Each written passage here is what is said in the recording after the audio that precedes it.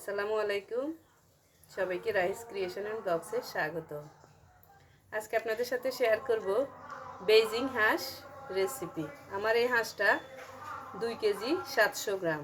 এখন আমি এটা মোটামুটি পরিষ্কার করে নিয়েছি। এখন আগুনে সেকে আরেকবার একটু বেছে নিব, তারপর কেটে নেব। আমার হাঁস কাটা শেষ। এখন আমি এগুলো পরিষ্কার করে ভালোভাবে ধুয়ে নিব। এখানে আমি সরিষার তেল গরম বসিয়েছি। এখন দিয়ে দিচ্ছি পেঁয়াজ। আমি পেঁয়াজটা একটু ব্রাউন করে ভেজে নেব।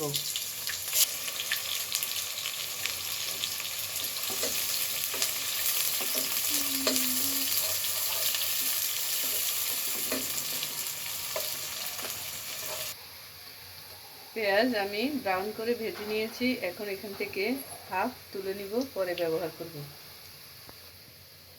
এখানে আমি দিয়ে দিচ্ছি, আজকে দিব আস্ত। আমি কিন্তু সচরাচর আস্ত ব্যবহার করি না, কিন্তু হাঁস রান্না আস্ত লাগবে, গুঁড়ো লাগবে। সেই যে এখানে আস্ত কিছু গরম মশলা দিয়ে দিয়েছি। এখানে দিয়েছি এলাচ, দারচিনি, এরপরে দিয়েছি লং। এগুলো হালকা একটু ভেজে নেব স্মেল বের হওয়া পর্যন্ত। এখন এখানে দিয়ে দিচ্ছি আদা বাটা। এখানে আমি 2 চামচ ভরে ভরে আদা বাটা দিচ্ছি, কারণ হাঁসের মাংসে মশলা একটু বেশিই লাগে। এখন দিয়ে দিচ্ছি রসুন বাটা। রসুন বাটাও আমি 2 চামচ দিয়ে দিচ্ছি, কারণ আমার এখানে হাঁসের ওজন হচ্ছে 2 কেজি 700 গ্রাম। আর চামড়া এবং সব কিছু সরানোর পর মাংস হয়েছে 2 কেজি 300 গ্রাম। এ পরিমাণ আমি আদা রসুন বাটা দিয়েছি। এখানে আমি দিয়ে দিচ্ছি 1 চা চামচ, আরও দিচ্ছি হাফ, মোট 1.5 চা চামচ লবণ দিয়েছি।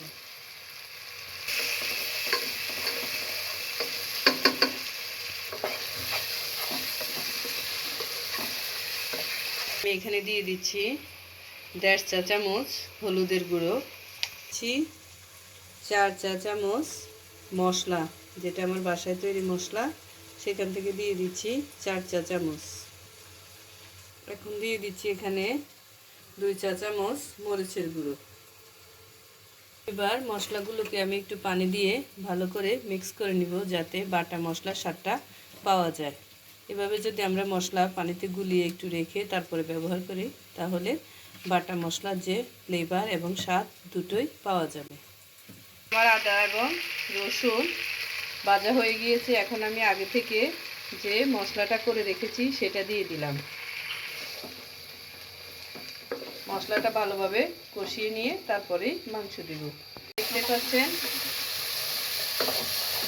মশলা ভাজা হয়ে গিয়েছে, তেল উপরে উঠে চলে আসছে। এখন এ পর্যায়ে আমি দিয়ে দিচ্ছি আগে থেকে কেটে রাখা মাংস। আগে বলেছি এখানে 2 কেজি 300 গ্রাম হাঁসের মাংস আছে। কাটার পর 2 কেজি 300 গ্রাম হয়েছে। এখানে দিয়ে দিচ্ছি কিছু লাল মরিচ। এখন ভালোভাবে নেড়ে নেব। মশলাটা ভালোভাবে কিন্তু কষাতে হবে, কারণ হাঁসের মাংস যত ভালো কষানো হবে এর টেস্টটা কিন্তু ততই ভালো আসবে।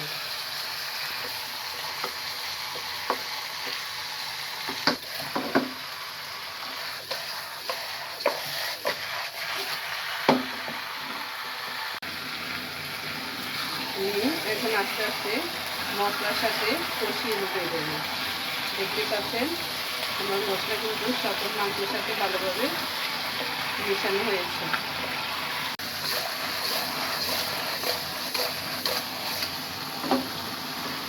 এখন আমি এখানে দিয়ে দিচ্ছি কিছু মাংসের মশলা, সাথে দিয়ে দিব এখানে গরম মশলার গুঁড়ো। এই সময় কিন্তু আমি আস্ত মশলা ব্যবহার করেছি, যদিও আমি আস্ত মশলা ব্যবহার করি না, কিন্তু হাঁসের মাংস দিয়ে থাকি। এখানে আর একটু গরম মশলা দিয়ে দিচ্ছি, এটা কিন্তু গরম মশলার গুঁড়ো। সাথে এখানে দিয়ে দিব হচ্ছে পেঁয়াজ।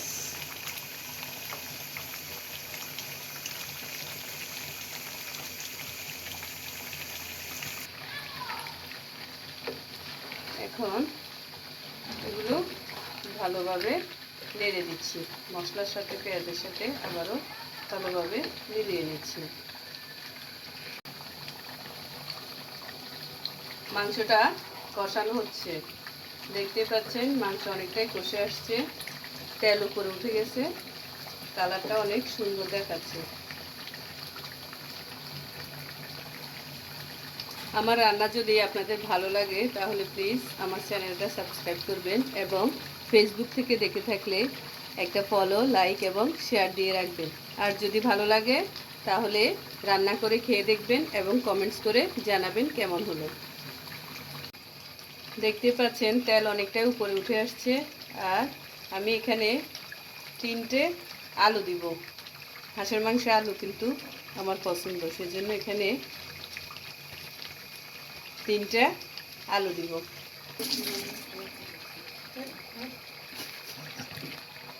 আলু দিয়েছি, এখন আলুটাও ভালোভাবে মাংসের সাথে কষিয়ে নেব।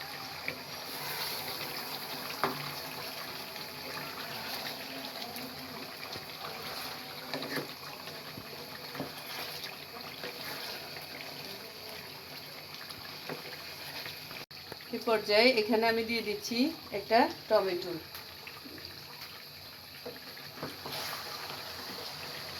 এখন সেটা নেড়ে দিচ্ছি। এর আগে দেখতে পেয়েছেন আমি এখানে 3টে আলু দিয়েছি। এখানে আমি তেমন হালকা একটু ঝোল ব্যবহার করবো, তেমন ঝোল দিব না। মাংস রান্নাটা হবে গুনা গুনা।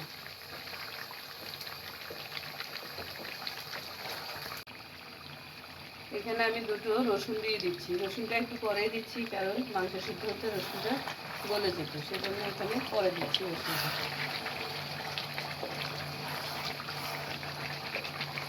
কালারটা কেমন লাগছে বলেন তো? অনেক সুন্দর আসছে, তাই না? আপনারা এভাবে বাসায় অবশ্যই ট্রাই করবেন। এই মাংসটা খেতে কিন্তু অনেক সুস্বাদু হয়। তাহলে একটু কষিয়ে নিয়ে আমি একটু পানি দিব। এখন দিয়ে দিচ্ছি গরম পানি। এখানে কিন্তু ঠান্ডা পানি দিবেন না, গরম পানি দিবেন। আমি একটু পানি দিচ্ছি, এই পানিতে মাংসটা ভালোভাবে সিদ্ধ হয়ে রান্না হয়ে যাবে। এখানে একটু পানি দিয়েছি, এই পানিটা শুকিয়ে যাবে আর মাংসটাও ভালোভাবে কুক হয়ে যাবে। এই পর্যায়ে দিয়ে দিচ্ছি কিছু বেরেস্তা।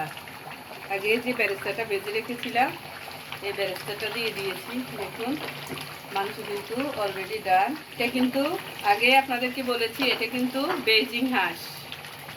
মাংসের স্মেলটা ভালো আসছে এবং আমার মাংসটাও হয়ে গিয়েছে।